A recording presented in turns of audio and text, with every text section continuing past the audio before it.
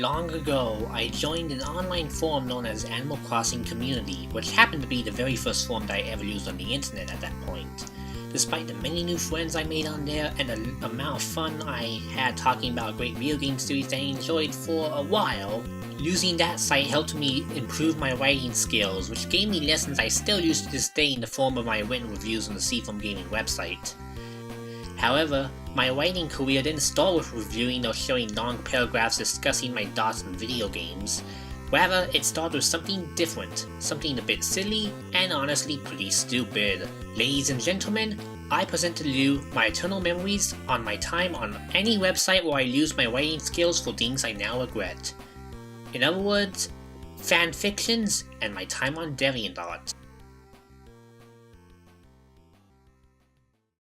Ah yes, the world of fanfictions. A lot of people have messed around with creating one in one way or another, and while it's often a subject people on the internet nowadays like to poke fun of, I'm not gonna lie when I say there have been plenty of well-written, amazing stories that expand on the lore of certain franchises if done properly. My very first encounter with a fanfiction was on the aforementioned Animal Crossing community, and I remember reading several well-written stories about some of the major Animal Crossing characters at the time. One of my personal favorites was an interesting suspense story about the pelican Pelly, who was wrongfully arrested for a crime she did not commit and had to work with the inmates to prove her innocence and to find a real killer. It sounds rather dark, but due to the nature and rules of the website, it never got over the top, which led to a very interesting tale with lots of twists and turns. I actually still have that story saved on my grandma's computer, but it seems the original author's username was Ligduzel, you know, after that tree thingy. But moving on, after I saw well-written stories like the Pelly escape story, I decided for myself to give writing a shot, and so one night in June 2009, I hopped on the website using my Nintendo DSi's internet browser of all things, and wrote an awful story with horrible grammar called The Adventures of Kana and the Town of Japan. The plot was absurd, and it was about myself traveling to the world of Animal Crossing due to a magic game card, only to meet up with Pelly and team up with her to stop an evil criminal from causing havoc across the multiple towns. The grammar was god-awful, and as a dumb 11-year-old I posted 5 chapters that were 6 sentences in length on one night, using the DSi's internet browser, thinking I'd instantly become super famous and epic like the stories that inspired me to get into writing to begin with. Well, it did not work out. I got really upset when I woke up and found out that nobody commented on my ultra epic story. This was madness, I tell you. So, as the young kid I was, I got really irate and started demanding that people read my story and tell me how awesome I was. This, of course, made things really heated when people actually told me the truth and mentioned that no, my story made no goddamn sense whatsoever and the grammar was utterly atrocious. But they were actually kind enough to give me constructive criticism on how to improve my work. Unfortunately, my stubborn nature at the time led me to refuse their advice completely, and in defiance I continued to work on the story the same way I always had. But as I started to work more and more on my tale, I did realize that those tips were useful, and slowly I actually used them in my chapters to make them a bit longer and more detailed. By the end of 2010, I actually got really close to finishing the story, and there were major improvements since my first chapter, even though the grammar and other details were still pretty bad. I honestly never ever got as many comments as I wanted, but it did become a fun exercise for me, and even though I think the whole story is pretty bad nowadays, I'm really happy that I was allowed to do it. Once AOTJ had ended, I worked on other stories, but these were short-lived. One was a Lyoko ripoff with Animal Crossing Community, less the actual website, was the virtual world, while in the real world stuff was going on, blah blah blah. I don't even remember the whole story about that, but got so out of control that the moderators had to pull my story from the website because it actually had little to do with Animal Crossing itself. Another one was a follow-up to my Adventures of Kana story, where Harriet, the hairstylist from Animal Crossing Wild World, went on her own quest to help the world after Kana and Pelly defeated a giant out-of-control Rossetti, and the world was at peace. Yes, Rossetti was the final boss of my first story. Don't ask why, I don't even remember. By then, I lost interest in Animal Crossing and was more excited for the 3DS, so I eventually stopped writing altogether for a while, which included the fact that the Harriet story never ever got a proper conclusion. However, before I took a break from writing stories, and I stopped writing Animal Crossing stories entirely, I did experiment with the stupidest, dumbest crossover idea in the world. Something I was only allowed to share in private messages on the Animal Crossing community because it had nothing to do with Animal Crossing, but it was based off a comic I drew when I was 8. And it was before I learned about fanfiction, so I don't think the comic counts as a fanfiction, just a fan comic. But are you ready to hear this? Ready to hear the horrible idea I thought of coming up with for a crossover? Chalk Zone, the Nicktoon, cross Pokemon Mystery Dungeon. I repeat, Chalk Zone crosses over with Pokemon Mystery Dungeon. As dumb as that initial concept seemed, it was still something I was crazy enough to come up with as a kid. I would show you the physical comics I made, but unfortunately I couldn't find them in time for filming this review due to how buried they were. I certainly did not want anyone to come across them ever again, and the same goes for most of the old stories I wrote on that website. I theoretically could ask my administrative friend on the website to dig them up for me to save on my computer, but considering how poorly written they were, I think it's best to leave that part of me in the past, for the time being. Maybe I'll do a live reading of some of these old awful stories in my sub-special. That being said, I do remember several interesting tidbits on the Chalk Zone crossover. Since it was a comic drawn up by a 10-year-old version of myself that couldn't actually draw well at all, the stupid idea came as a desire for me to draw the adventures of my Pokemon Mystery Dungeon Red experience in comic form. Since at the time I sure as heck couldn't find a copy of the actual PMD manga, but since I didn't like inserting myself into stories that would require me to draw a human at some points, I thought of a weird way I could get someone else to take the role I played in the game. And would you know it, Chalk Zone reruns were popular on Nick at the time, even if they aired so damn early in the morning. Seriously, some of these aired like at 2 and 3 AM in the morning and I had to get a VCR recorded of them. But since I did enjoy that show growing up, I decided to take Snap, the blue guy name you see on the screen, from his chalk home and turn him into a Mudkip. Yes, even in the end, I still drew Mudkip even though it looks really bad, but at least Snap is so stupidly easy to doodle that I had an excuse for the abrupt changes I'd make to the comic where he'd be in his normal form. In all honesty, the comic version of Snap and Chikorita was just an abridged version of Pokemon Mystery Dungeon 1, with a lot of stuff I couldn't draw cut out of the story, which basically meant I only drew out-of-dungeon cutscenes and the Sky Tower scene. The biggest deviation from the actual story was the way I did the ending, with Snap returning to his home world and his partner, a Chikorita named Chica, yes, is a stupid name, being so depressed about the loss of her friend that she fell off a cliff near Pokemon Square and drifted all the way to the world of the Pokemon Mystery Dungeon sequels on the western side of the planet, to reunite with her mother that she hasn't seen since she was a kid, and to give me a stupid excuse to make a sequel if I decide to do so for the Pokemon Mystery Dungeon 2 sequels. Needless to say, I didn't get far in the actual sequel because I showed the train wreck of a comic to my 4th grade class, and some students promptly laughed at it. Although the teacher did take a copy for herself because she actually thought it was kind of cute. Needless to say, this still killed my motivation to draw at the time, but somehow the dumb idea of Snap and Chikorita never left my head, and when I was on my writing kick in Animal Crossing community, that's when the aforementioned experiment took place. The story version was similar, with Snap turning into a Pokemon to take my role in the Pokemon Mystery Dungeon universe, but why I had no problem inserting myself in the stories at this point is beyond me. It was really just a poorly written fanfiction in the end, therefore making sure that I rightfully sealed it away forever. Now, while the written version of the tale is technically saved on the computer downstairs in my home, as I mentioned before, I don't want to dig up my old stories from the forum.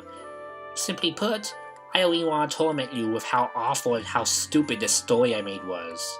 We'll get to the stuff I will torment you with in a moment anyway.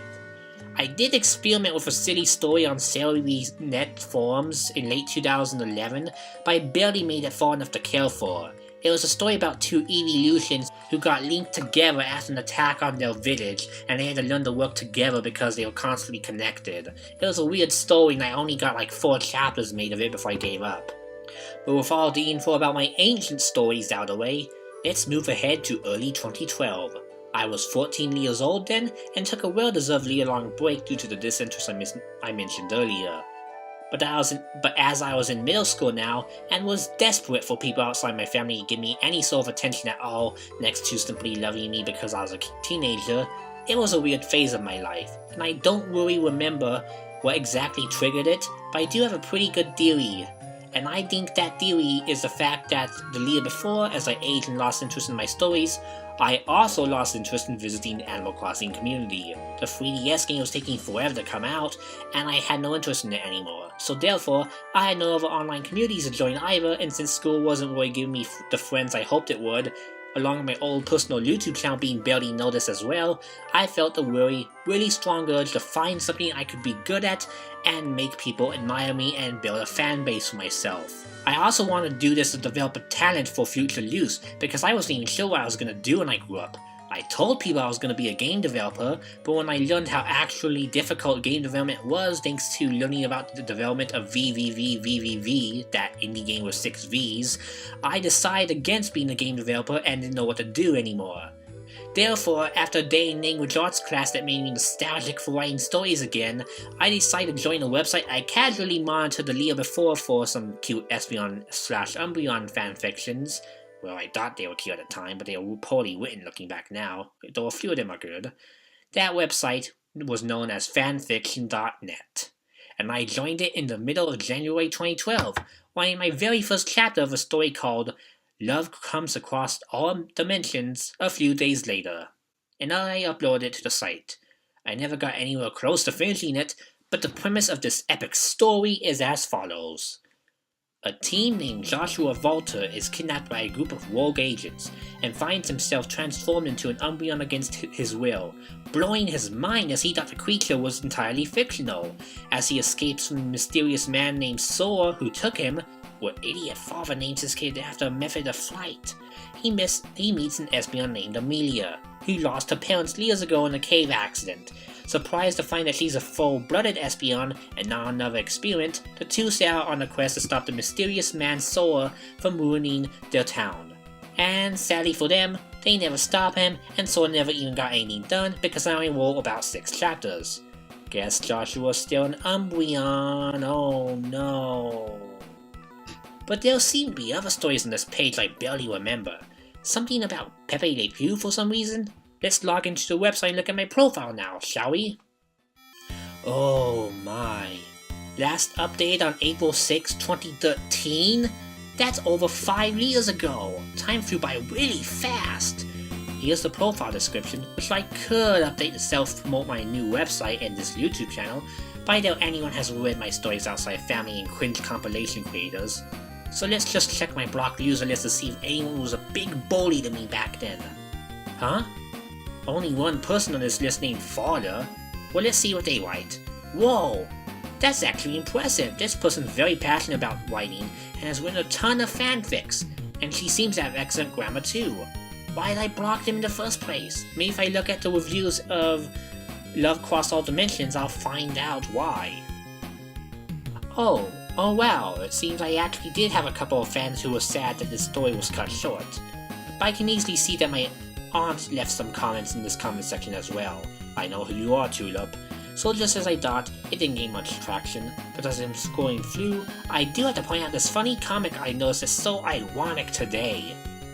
Pretty good so far. Looks like Joshua is in love. Anyways, my advice would be to not make it so short. At least 1,000 to 3,000 words per chapter. Don't be afraid to spend more than one day on a chapter. A year if you like. Fans will have to wait, but longer chapters will intrigue them. Signed, Snivy Pro / Evie Meadow Grace. That's actually really helpful advice. And as a game reviewer, I do know now it's important to focus on making sure the reviews are as long as possible so you can detail things properly and not rush reviews out with little detail or explanation. I don't think waiting an entire year to finish a review though is a good idea, much less a story, but he did have a point, even if I sadly didn't listen to it and by the time I wrote the next and final chapter, I ended up cancelling the story altogether. But I do wonder how funny it would be if I decided to finish the story, but make the next chapter the rest of the story entirely and make it as long as War and Peace. Since it's been over 5 years, that'll be taking this advice to the next level. But moving on, let's see what made me want to block that evil father. Oh no! I took offense to this? Seriously, this is the same sort of grammatical writing I do now. along with the same advice I'd be giving the upcoming writers they asked me how to improve their stories. Was it the whole "the syntax is terrible" line that angered me? If so, that's really petty on my younger part. But no worries, father, I'll unblock you, despite me never ever wanting to write fanfictions ever again, since I realized I was a dumb 14-year-old. Maybe you were sent by me, from this year, to tell my young self not to be so awful at grammar, even though I had significantly improved since 2009. Yo, Delphox, send a message to father telling her to tell my 14-year-old self not to write stories so horribly. It'll help me when I become a game reviewer. Moving on, it does seem I have a few unread messages since the last time I logged on to this place. What are they about? Wait, what's this "I am done here" person in my messages? No one names an account like that unless they do something really bad that they regret. Let's see the wine portfolio. Oh hey, they made that Life at Pizza Hut story I heard a few Sonic fans joke about over the past few years. Wait, that's still ongoing? That's insane! I do wonder if it'll be like the endless Super Smash Bros. Fanfiction that's really long. But let's see if I can find that Espeon Umbreon story they rolled up. Oh no, this is bringing back memories of the next place we'll visit. Retreat! Anyways, it seems the unread messages I had are nothing more than praise and requests regarding the only complete story I wrote. Something about Penelope Pussycat's bad luck? I wonder what's that all about. Oh no. Looney Tunes? I haven't even liked that show since I was 5 years old. Oh wait a minute, it's just about Pepe Le Pew and Penelope? Ah, that makes a bit more sense. In late 2011, I noticed this cute little DVD I have right here was gonna be on sale on Amazon. And I went, oh look at this cute puffy guy, he's so cute! So I promptly asked for it for my birthday and got it, along with a Valentine's Day plush of Pepe Le Pew a month later. So I guess this story was the result of some characters I became obsessed with at the time. But geez, I actually finished this story? It couldn't have been one of the Pokemon ones that had a more interesting plot now, could it? I can barely read the story without cringing at how stupid the whole concept is. I don't even care for these two characters anymore. Well, except maybe this one, because she's a cat, but she doesn't even speak, she just has a face, but whatever. So I guess she's disinterested in me wanting to remember her like she is for Pepe to even be near her, in most of the cartoons. I do remember, funny story, hearing back in the day when I watched this DVD that I'm holding in my hand, people told me, oh no Connor, Pepe Le Pew's an evil sexual harasser, he's a bad influence, they said. I disregard that info, and while I do think people do overreact to stupid things nowadays, this DVD certainly gave me some wrong impressions. As a teenager desperate for love, I wanted to go after girls and declare love for them, stalking them and being a creep in general, yeah? No, that idiotic behavior was done by me when I was 7 before I even knew who this guy was. Or upside down guy was. Rather, for some baffling reason, Pepe would often say in these old cartoons something about making love together. As a teenager, I thought, understandably, it meant to get together and be happily ever after with whoever you find in life. Boy, you should have seen the reaction on my face when my grandparents gave me a good scolding upon finding out that I said that in school, telling me what it actually meant. Yeah! Don't say it about videoing up, it's bad. Well, that should tell you all that stuff that cartoon characters said back then isn't really appropriate for the modern age. Lord help me if I was still in middle school today and said that word today. All the sense that people would be clamoring for my arrest, jeez. Still, I do think some of those cartoons are cute, even though some are now plain sad, honestly. Maybe someday I'll talk more about my memories of this whole character's filmography in the future, but for now, let's move back on to the fanfiction. Oh yeah, wasn't there supposed to be a movie about him?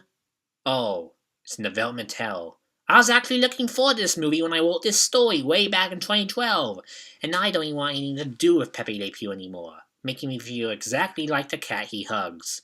I'll still gladly see the movie if it ever comes out. Anyways, back to my fanfictions. It says here that this was the very last chapter I had made on my sequel story to the Penelope Pussycat story. Let's read it. Struggling to stay awake, I could only stay that way for 5 more minutes before I learned what was going on. The vaccine had some sort of euthanizing medicine in it, but why? I completely passed out, feeling as if I was falling from an airplane.